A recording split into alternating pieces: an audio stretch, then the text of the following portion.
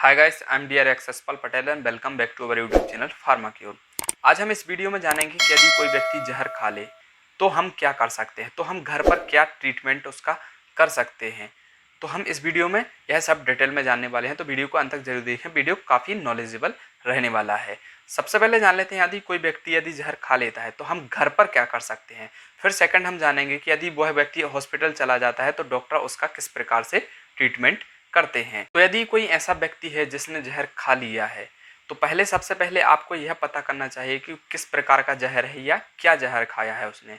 अक्सर गांव में देखा जाता है कि कई लोग कीटनाशक का उपयोग कर लेते हैं, मीन्स जहर के रूप में कीटनाशक को ही पी लेते हैं। कीटनाशक भी एक प्रकार का बहुत ही खतरनाक जहर होता है। तो गांव में अक्सर देखने को मिलता है कि कीटनाशक किसी ने ऑर्गेनोफॉस्फेट मीन्स कीटनाशक को पी लिया, कीटनाशक का सेवन कर लिया, जहर का सेवन कर लिया। तो ऐसे में हम क्या कर सकते हैं, यदि कोई व्यक्ति जहर का सेवन कर ले, चाहे वह कीटनाशक हो या ऑर्गेनिक फॉस्फेट हो या कोई भी जहर हो सकता है, तो सबसे पहले यह पता करें कि कौन सा जहर है, क्या है। तो सेकंड हम ये कर सकते हैं कि जिस व्यक्ति ने भी जहर खाया है उसके मुंह में 2 उंगली को फंसाकर उसको उससे उल्टी कराने की कोशिश करें, उसे वॉमिटिंग कराने की कोशिश करें ताकि जहर बॉडी से रिमूव आउट हो सके, या आप स्टोमक से में जो भी जहर गया है वह मैक्सिमम अमाउंट में बाहर निकल सके। वैसे तो यह चांसेस होते हैं कि यदि सही समय पर उसे ट्रीटमेंट मिल जाता है, सही समय पर वह व्यक्ति हॉस्पिटल पहुंच जाता है तो 90% पीपल्स, जहर वाले पीपल्स बच जाते हैं। 90% लोग ऐसे होते हैं जो कि जहर खाने के बाद बच जाते हैं। 10% लोगों की ही मौत होती है, तो ज़्यादातर बचने के चांसेस होते हैं।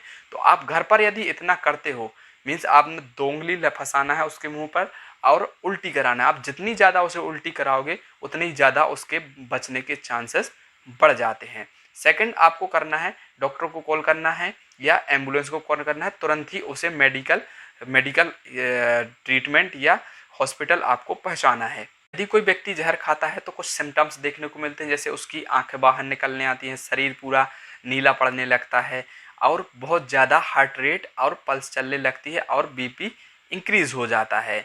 तो ऐसे में हमें चाहिए कि जल्द से जल्द हमें उसे हॉस्पिटल पहुंचाना चाहिए, जिससे कि वजह से उसकी जान बच सके। तो अब हम जान लेते हैं कि यदि वह व्यक्ति हॉस्पिटल पहुंच जाता है तो डॉक्टर्स उसका क्या ट्रीटमेंट करते हैं। तो फर्स्टली जैसे ही वह हॉस्पिटल जाएगा, यदि आपको जहर का पता है कि उसने कौन सा जहर पिया है, किस प्रकार का जहर पिया है, और यदि आप डॉक्टर्स को यह बता देते हैं तो यदि हो सकता है उसका एंटीडोट अवेलेबल हो।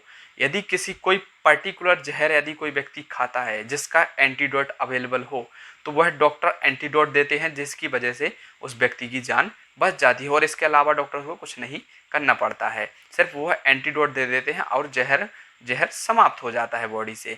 तो यदि कोई पर्टिकुलर जहर खाया जिसका एंटीडोट अवेलेबल है तो वह व्यक्ति बच जाता है एंटीडोट देने की वजह से।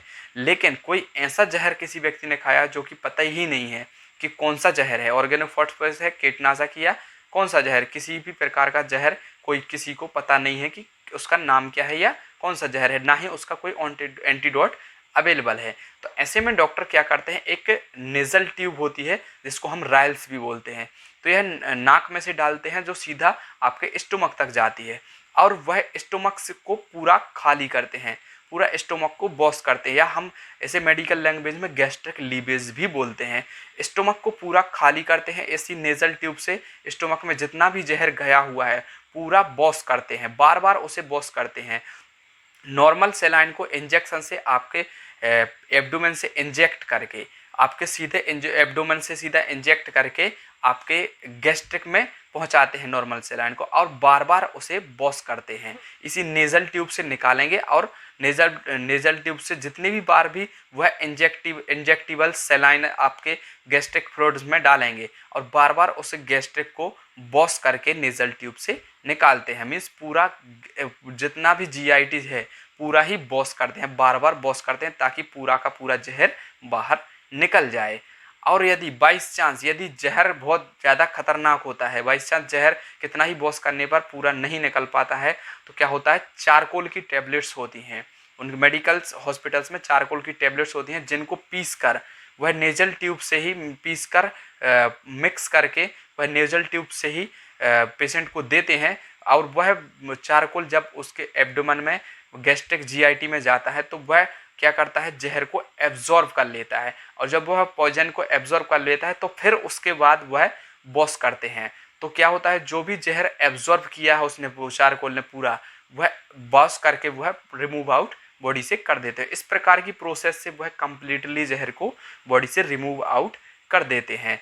तो यह जो प्रोसेस होती है वह गैस्ट्रिक लीवेज कहलाती है, जिसकी वजह से जहर को आसानी से डॉक्टर्स बाहर निकाल देते हैं। इसके बाद कुछ सिम्टम्स चेक करते हैं, जैसे बीपी, पल्स, हार्ट रेट या ईसीजी, मीन्स जहर कहाँ तक गया है, कितना अफेक्ट पड़ा है, बॉडी की क्या कंडीशन है। फिर इसके अकॉर्डिंग वह डिफरेंट टाइप्स की दवाएं प्रेफर्ड करते हैं, लेकिन फर्स्टली वह गैस्ट्रिक लीवेज ही करते हैं ताकि जहर को जल्द से जल्द बॉडी से बाहर निकाल पाएँ, ताकि जहर पूरी बॉडी में सर्कुलेट ना हो पाए। यदि जहर बॉडी में सर्कुलेट हो जाता है तो वह हार्ट तक पहुंच जाता है। यदि बॉडी में सर्कुलेट होने के बाद ब्लड में सर्कुलेट होने के बाद यदि वह जहर हार्ट तक पहुंच गया तो पेशेंट की तुरंत ही डेथ हो जाती है। तो फर्स्टली वह डॉक्टर यह करते हैं कि जितना जल्दी हो सके बॉडी से जहर को रिमूव आउट करना, गैस्ट्रिक लीवेज करना, ताकि जो जहर है वह ब्लड तक ना पहुंच पाए, ब्लड में एब्जॉर्ब ना हो पाए और सर्कुलेटरी सिस्टम में ना पहुंच पाए, जिसकी वजह से व्यक्ति की जान बच सके। तो डॉक्टर्स इतना ही करते हैं कि गैस्ट्रिक को लीवेज करते हैं ताकि ब्लड तक जहर ना पहुंच पाए और जिससे व्यक्ति की जान बच सके। और दूसरा, जो भी उसको सिम्टम्स देखते हैं जैसे हार्ट, बीपी, ईसीजी, ये सब चेक करते हैं ताकि उसको एक प्रॉपर ट्रीटमेंट मिल सके। तो आपको सबसे पहले यदि जहर खा लेता है तो आपको सबसे पहले हॉस्पिटल्स या एम्बुलेंस को कॉल करना है या डॉक्टर्स को बुलाना है या डॉक्टर के पास ले जाना है, या हॉस्पिटल आप तुरंत ही उसे हॉस्पिटल ले जा सकते हो। यदि देर लग रही है, हॉस्पिटल जाने में देर है, यदि डॉक्टर्स को आने में देर है या हॉस्पिटल ले जाने में देर हो रही है या एम्बुलेंस को आने में देर है, तो आप घर पर दो काम कर सकते हो। एक तो आप उसे जितना हो सके उतना आप उसे उल्टी करा सकते हो, उल्टी कराने की कोशिश कर सकते हो, और जितना ज़्यादा हो सके आपको उसे उल्टी कराना है, ताकि उसके जितना ज़्यादा आप उल्टी कराओगे उसके उतने ही बचने के चांसेस बढ़ जाते हैं।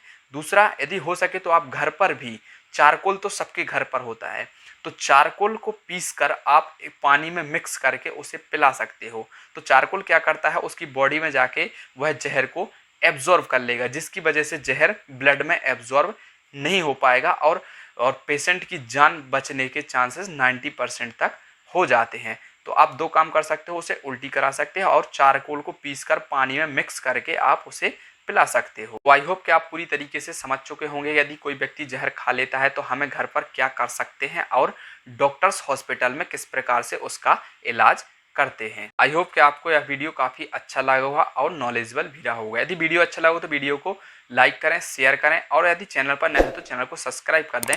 चलिए मिलते हैं ऐसे ही किसी नए इंटरेस्टिंग वीडियो के साथ, तब तक के लिए थैंक यू वेरी मच। जय हिंद, वंदे मातरम।